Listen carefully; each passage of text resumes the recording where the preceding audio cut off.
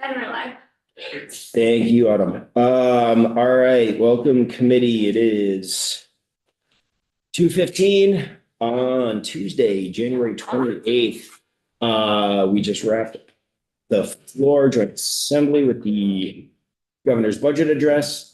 And now we're doing a couple of different things. We are having 15 minutes of an introduction and a little bit of just content immersion with the Vermont Association of Broadcasters. And then we have a little bit of testimony later this afternoon on some Budget Adjustment Act materials with our friends at the Department of Food and Lottery. With that, we have Wendy Mays, the Executive Director of the Vermont Association of Broadcasters. Wendy, please join us. Thank you so much.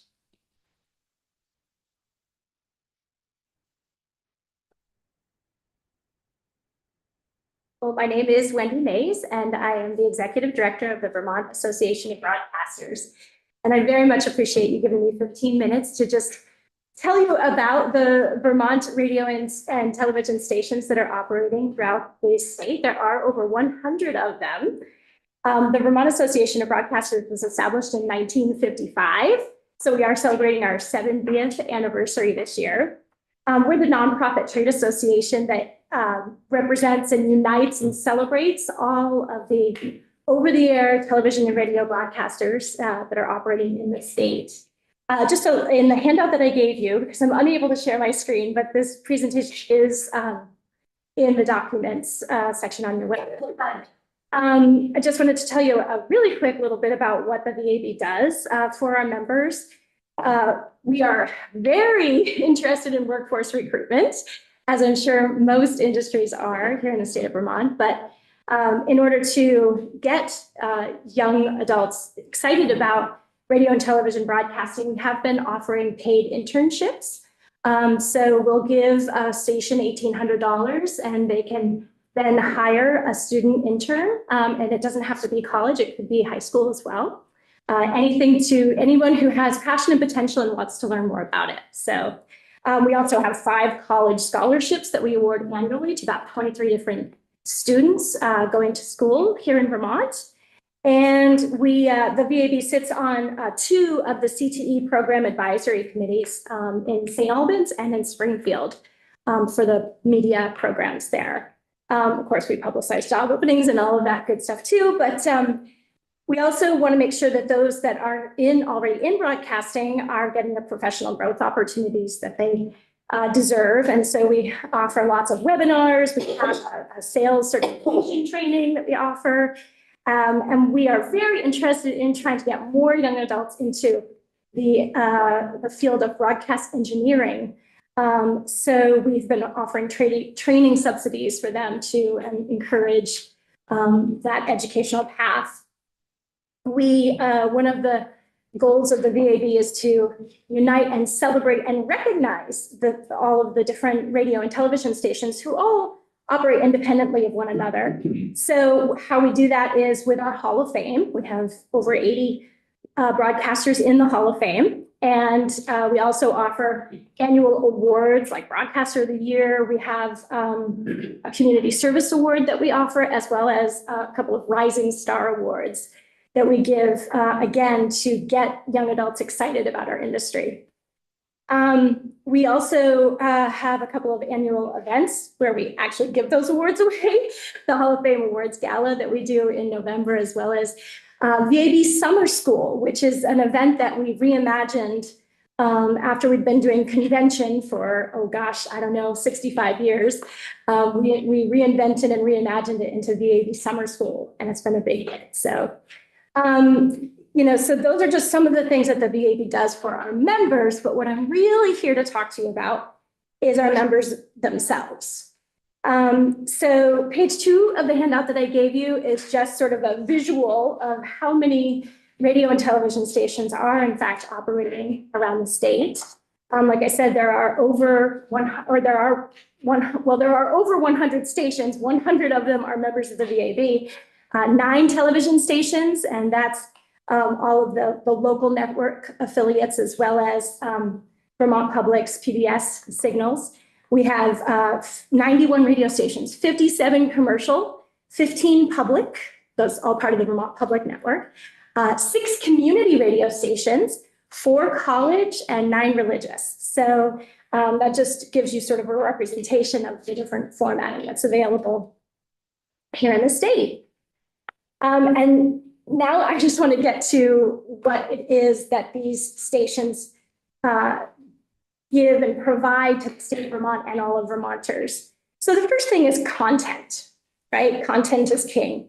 So we have 4 broadcast newsrooms that generate a total of about 90 hours a week of local, trusted, and unbiased news. They do investigative reports, human interest stories, weather forecasts, road conditions, and sports scores and highlights. We have 57 commercial radio stations, most with local air personalities. They're entertaining listeners with a variety of music, news, weather, traffic, sports, talk, and contests, as well as they air community event and public service announcements. We also have 7 community radio stations and 5 college radio stations that welcome and give access to and train local volunteers and/or students to use the airwaves to explore music genres, to share different points of view, discuss local topics of interest, and bring communities together. The second thing that I wanted to just point out to you about what Vermont TV and radio stations provide is emergency communications. So one of the tools that civic authorities like the National Weather Service, Vermont Emergency Management, and the Vermont State Police use to communicate with Vermonters during severe weather or an all-hazard event is the emergency alert system. You're probably familiar with that, right? So this is a network of links that relay critical information in real time over the radio, TV, and cable airwaves.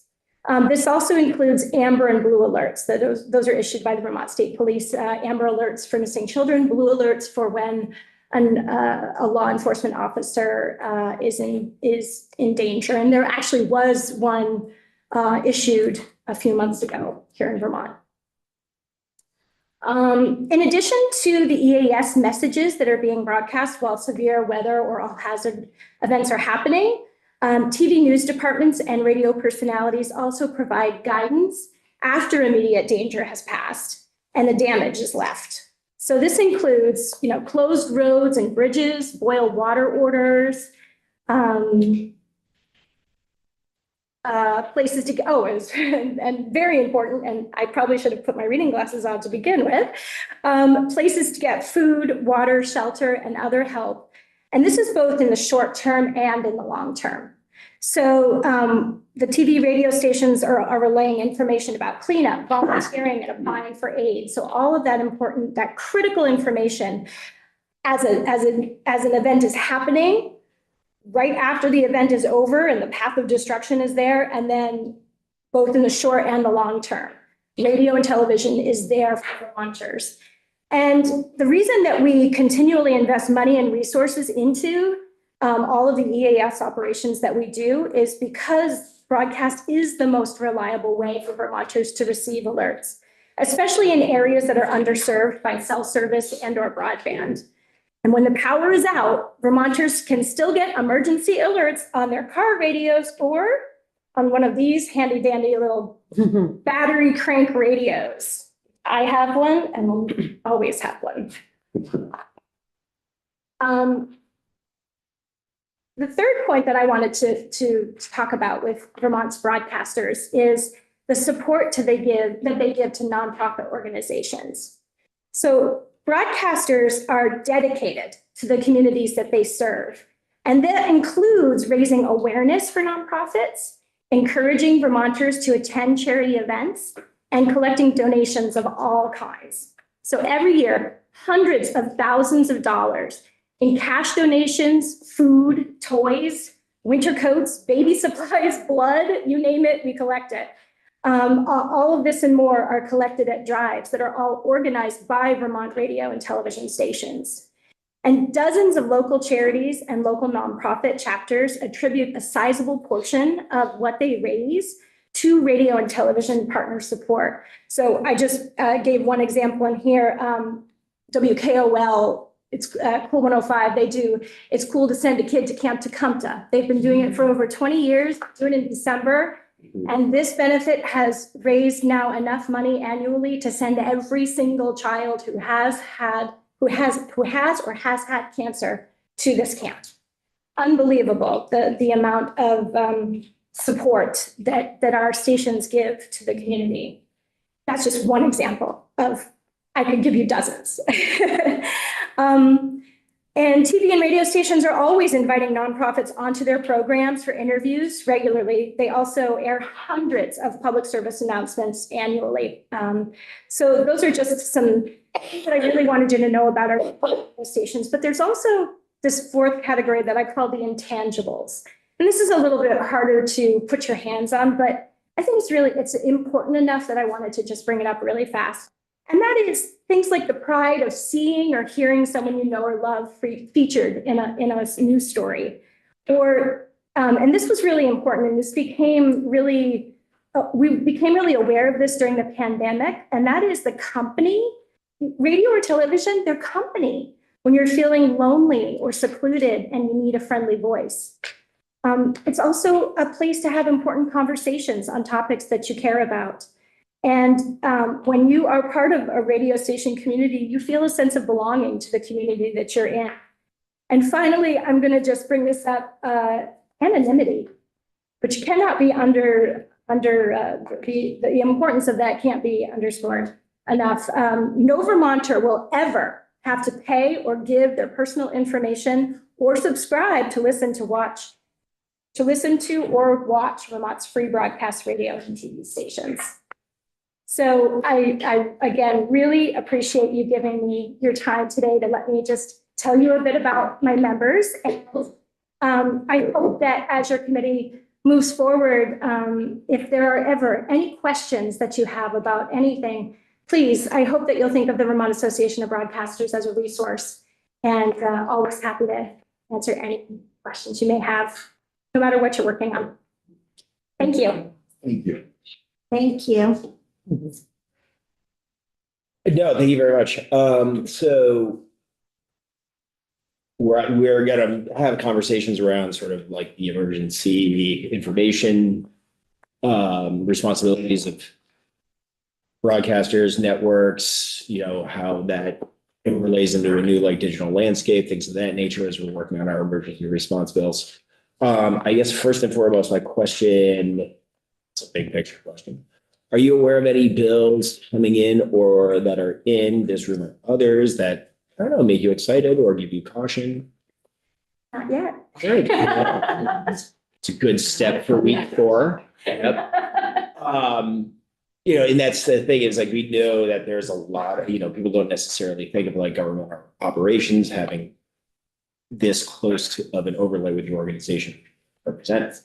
But we really do have a lot of engagement with them, more than what we think. Anyone have any other questions for right now? I mean, this really was just a really quick and easy introduction and educational tool for new members, and not just to the body, but to the committee. Anything? I think we're good. I think you're going to come back in at some point to talk to us more about emergency communications. Is that correct? I would love to. And once we start building that bill, we still, we got to talk to that's one of the reasons DPS is coming in on Thursday, so we can start that conversation with them about what their policy priorities are. And we have a draft request in for emergency response work.